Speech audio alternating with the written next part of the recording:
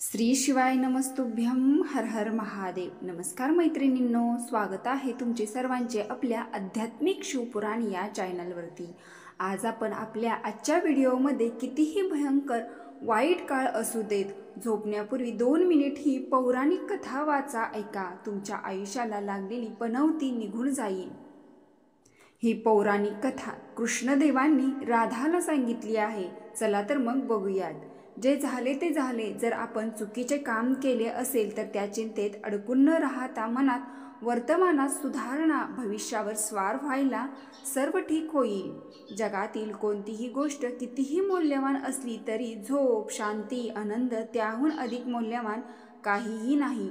जे देवाने तुम्हाला दिलेला चांगला काळ त्याचाच असतो, जो कोणत्याही वाईट विचार करत नाही, आणि अशा व्यक्तींना संपूर्ण ब्रह्मांड देखील मदत करते। अनुभव सांगतो की तुम्ही आनंदी आहात की नाही याने लोकांना काहीच फरक पडत नाही, परंतु त्यांना आनंदी करता की नाही हे महत्त्वाचे आहे। फक्त दिखावा करण्यासाठी चांगले होऊ नका।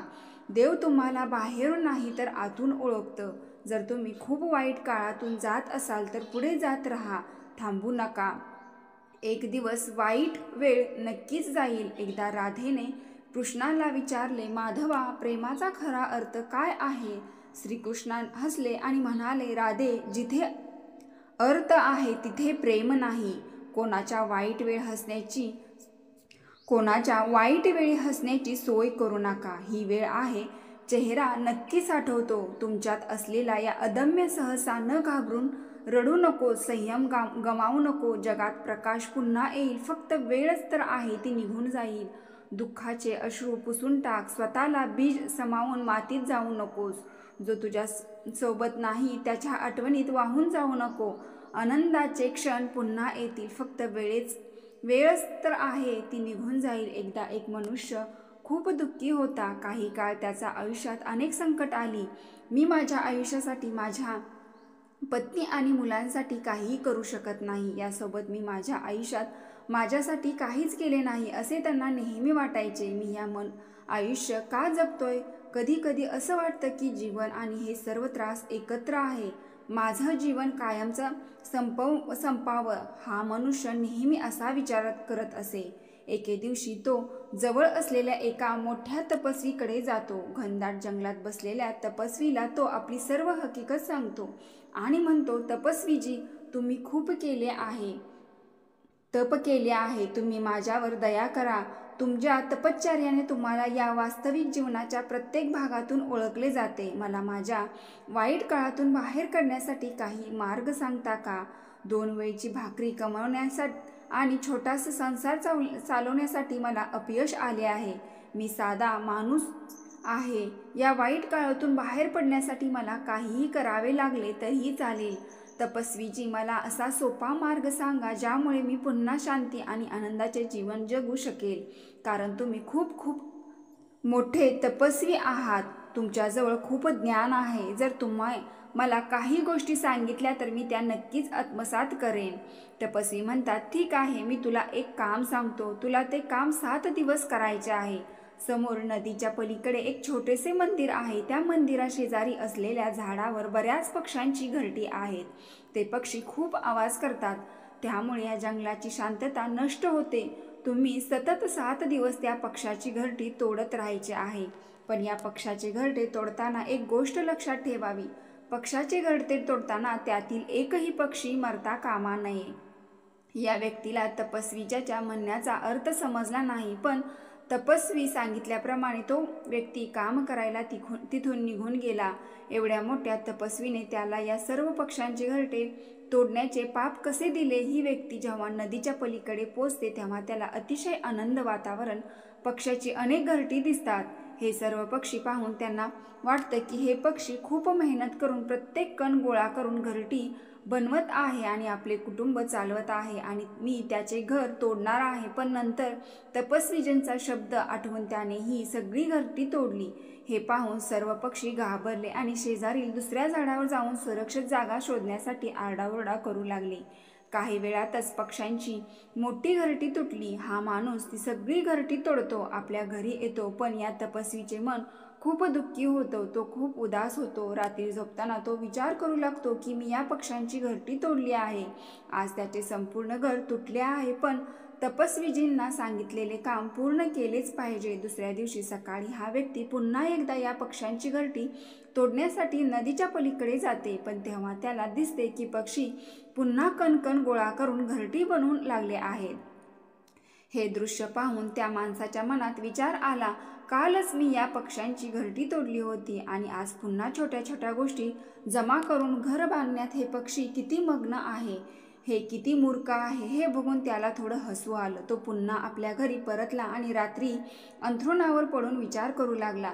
तपस्वीजींच्या सांगण्यावरून मी या पक्ष्यांचे घर पुन्हा तोडले. मी अत्यंत चुकीची गोष्ट आहे. हे खरोखरच तपस्वीची आहे का, तपस्वीजी आहेत का, असं त्या माणसाच्या मनात आलं की हा चुकीचा माणूस तर नाही ना, ज्याला सिद्धी प्राप्त झालीच नाही, तो मला फसवत तर नसेल ना, असे प्रश्न त्या व्यक्तीच्या मनात उभे राहिले. पण आधी त्यांनी सांगितलेले काम पूर्ण करू आणि मग सर्व काही बघू, मग कळेल. तिसऱ्या दिवशी सकाळी हा माणूस उठला आणि नदी पार करून पुन्हा तिकडे पोहोचला. तो त्या पक्ष्याच्या घरट्याकडे जातो आणि जेव्हा तो पाहतो तेव्हा त्या व्यक्तीला तिथे घरटे दिसतच नाहीत आणि पक्षीही दिसत नाही. त्याला वाटते की हे पक्षी आता तेथून दूर गेले आहे. मग आता या ठिकाणी परत येऊन काय उपयोग, म्हणून आता मी त्या तपस्वीकडे जाऊन त्यांना सांगेन, असा विचार करून हा माणूस वळला घालून तपस्वीकडे जाण्यासाठी नदी पार करतो. तेव्हा त्याला या पक्ष्यांनी बनवलेले एक नवीन आणि मोठे घरटे पाहायला मिळते. म्हणजे हे पक्षी नवीन घरटे बनवून तिथे राहत होते. हे पाहून या पक्षाला वाटले, या व्यक्तीला वाटले की कदाचित तपस्वीजींना माहीत असावे की हे पक्षी आपले घरटे बदलतात आणि नवीन घरटे बनवून दुसऱ्या ठिकाणी राहू शकतात, म्हणून त्यांनी मलाही पक्ष्यांची घरटी तोडायला सांगितली. ती व्यक्ती तपस्वींनी सांगितलेले काम करत होते. या पक्ष्यांची ती नवीन घरटेही तो पुन्हा एकदा तोडतो आणि परतायला निघतो. तो घरी परतण्यासाठी निघाला तेव्हा यावेळी पूर्वीपेक्षा तो जास्त दुःखी झाला होता. झोपायच्या आधी तो पुन्हा विचार करू लागला की मी किती वाईट आहे. कदाचित मी सैतान बनलो आहे. मी या पक्ष्यांना त्याच्या नवीन घरात स्थायिक होऊ देत नाही. चौथ्या दिवशी तो पुन्हा नदी पार करून या पक्ष्यांच्या नवीन घरट्यात गेला. मग दिसले की या पक्ष्यांनी दुसऱ्या ठिकाणी दुसरे घरटे बनवले आहे आणि ते पूर्वीपेक्षा जास्त ऊर्जेने काम करत आहेत. हे पाहून त्या व्यक्तीला वाटते की हे पक्षी माझ्यापेक्षा इतके लहान असूनही ते हार मानत नाही. मी किती वेळा घरटे नष्ट करूनही ते पुन्हा उदयास येण्याचा प्रयत्न करत आहेत. पण पुन्हा त्या माणसाने तपस्वींच्या सांगण्यावरून पुन्हा एकदा पक्ष्यांनी बनवलेले नवीन घरटे तोडले आणि जेव्हा तो आपल्या अहंकारातून बाहेर आला तेव्हा त्याला कळले की काही पक्षी मरण पावले आहेत. यावेळी हे सर्व दृश्य पाहून हा व्यक्ती रडत रडत आपल्या घरी परतला आणि झोपण्यापूर्वी तो विचार करू लागला की मी या पक्ष्यांना खूप छान करतो, यापेक्षा जास्त अत्याचार मी करू शकणार नाही. 5व्या दिवशी तो उठतो आणि चारा घेऊन या पक्ष्यांना खायला घालतो. यावेळी या व्यक्तीच्या मनात या सर्व प्रश्नाबद्दल प्रेम आणि आपुलकी घर करून गेली होती. पुन्हा एकदा तो नदी पार करून त्या पक्ष्यांच्या घरट्याकडे गेला आणि त्याला दिसले पक्षी पुन्हा जोमाने काम करत आहेत. आणि मग तो माणूस तपस्वीकडे गेला आणि म्हणाला, मी तुमच्या सांगण्याप्रमाणे काम पूर्ण करण्याचा प्रयत्न केला आहे. मी त्या पक्षाचे घरटे एकदा नाही तर 4 वेळा नष्ट केले, पण माझ्या हातून खूप मोठी चूक झाली. 4थ्या दिवशी ती घरटी नष्ट करताना काही पक्षी माझ्या हातून मेले. मी तुमचे काम पूर्ण केले नाही आणि मला माहीत आहे की तुम्ही मला माझ्या वाईट काळातून बाहेर काढण्याचा मार्ग सांगणार नाही. पण तपस्वी, मी काही चुकीचे केले असे मला वाटत नाही, म्हणून मला माझ्या घरी परत जाऊ द्या, मला परत जाऊ द्या. हे ऐकून तपस्वी हसतात आणि म्हणतात, हे माणसा, तुला घरी जायचे इतकी घाई का आहे? थोडे ताजे तवाने हो, तोंडावर पाणी मार आणि त्यानंतर तू परत ये. तपस्वी जी या तरुणाच्या हातात पाण्याचे भांडे देतात. स्वच्छ पाण्याने तोंड धुतल्यानंतर तपस्वीजी या व्यक्तीला म्हणतात, अरे बेटा, तू त्या पक्ष्याची घरटी का नाहीत उद्ध्वस्त करू शकलास? तेव्हा या व्यक्तीने सर्व हकीकत सांगितली आणि उत्तर दिले, ही तपस्वीजी, मी एकदा नव्हे तर 4 वेळा त्या पक्ष्यांची घरटी तोडली, पण ती नवीन जागेवर घरटे बांधत होते. तपस्वीजी म्हणतात, अरे पण तू त्या पक्षापेक्षा खूप मोठा आहे. त्या पक्षापेक्षा तुझ्यात नक्की शक्ती होती, पण तरीही तू शेवटपर्यंत त्यांचे घर तोडू शकला नाही. पण बाळा, मी तुला पक्ष्याचे घर तोडायला पाठवले नव्हते, तर शिकायला पाठवले होते. तुम्ही या पक्षापासून काहीतरी धडा घेतला असेल. तुमच्यासाठी पहिला धडा हा आहे की तुम्ही पक्ष्यांची घरटी किती वेळा उद्ध्वस्त करण्याचा प्रयत्न केला, पण तुमच्या या कामामुळे ते पक्षी तुटले नाहीत, उलट ते पुन्हा उदयास येऊन नवे घरटे बनवण्याचा प्रयत्न करत होते. जीवन हे कार्यक्षमतेचे नाव आहे. जीवन हाच कृतीचा अर्थ आहे. असे छोटे पक्षी प्रत्येक घरटे तोडूनही हार मानत नव्हते. त्यांची रोज नव्या ऊर्जेने घरटे बांधली, पण आपण माणसं फक्त एकदा दोनदा दुखावले की तुटतो.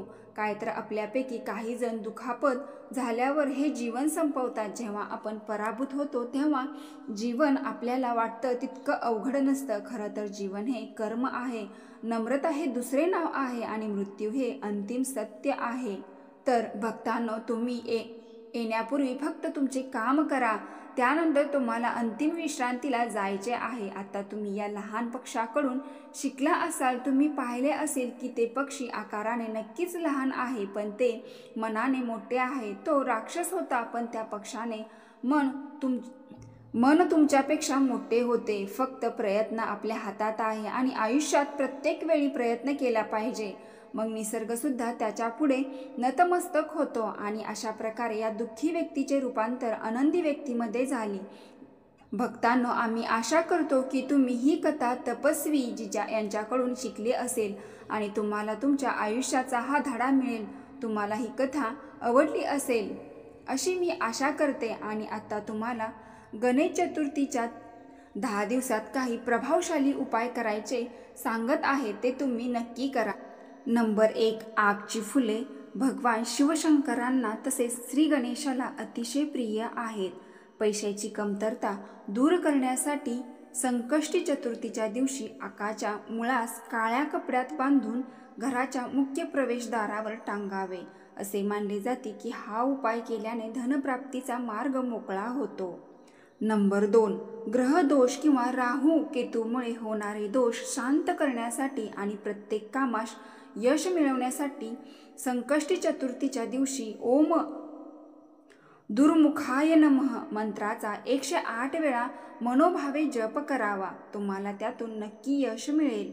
नंबर 3. तुमचे काम पूर्ण होत असताना बिघडले तर संकष्टी चतुर्थीच्या दिवशी गणेशाला 11 दुर्वा गाठी अर्पण करा आणि गणेश अथर्वशीर्षाचा मनोभावे पाठ करा. असे मानले जाते की असे केल्याने वाईट गोष्टी दूर होऊ लागतात आणि व्यक्तीचे सर्व दुःख आणि त्रास दूर होतात. नंबर 4. ऐश्वर्य समृद्धी प्राप्त करण्यासाठी गणेश आगमनापासून गणेश विसर्जनापर्यंत श्री अष्टलक्ष्मी स्तोत्राचे मनोभावे पठण करा. हा उपाय संपत्ती प्रदान करणारा मानला जातो.